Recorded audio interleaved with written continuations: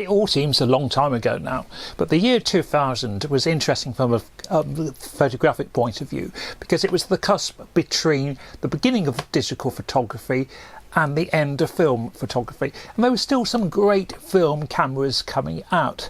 On the single lens reflex front there was the classic EOS series from Canon. Nikon were doing some great stuff, and so was Pentax.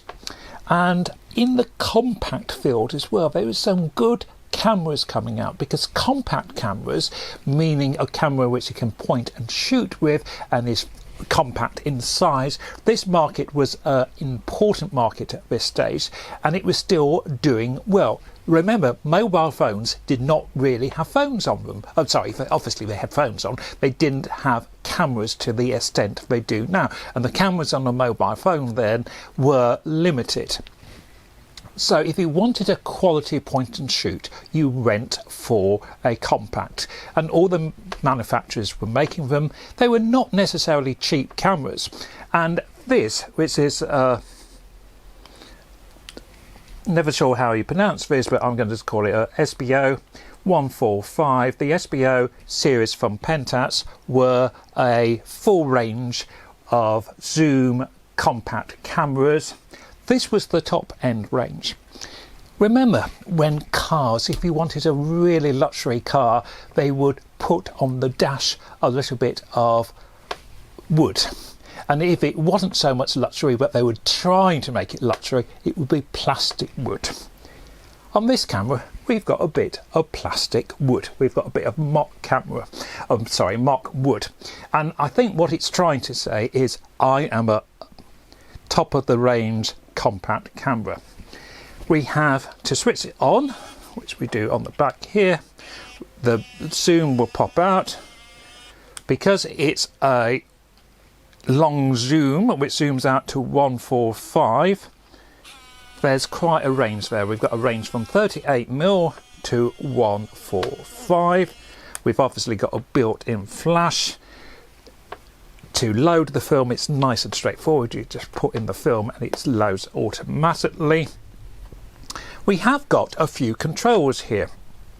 The autofocus we can put onto landscape, and that's useful as well, because from my memory, when you put it on landscape, it will turn off the flash.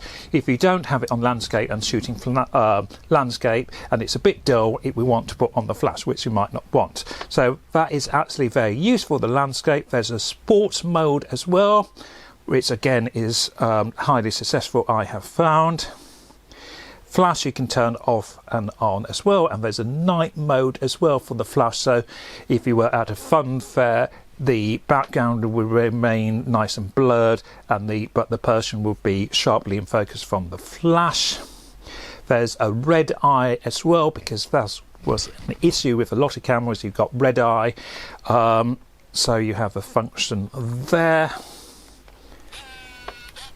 It also had the panoramic mode as well, that you could have sort of mock wide angle, and that is basically it. I bought this. I lost a camera which I left under a stadium seat in the States, and I quickly wanted to buy another quality compact, and this was second hand, but it was actually £50. And if you think now you would expect to pick one up from a charity shop for £5 or £10, these were expensive cameras. I think new it would have been about £130. I've actually found it an incredibly useful camera. I've used it over the years when I've wanted something very convenient, something I don't need to think about, when I want to concentrate on the shooting.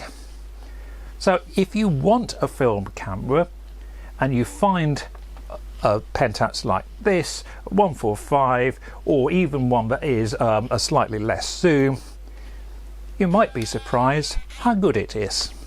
Bye for now.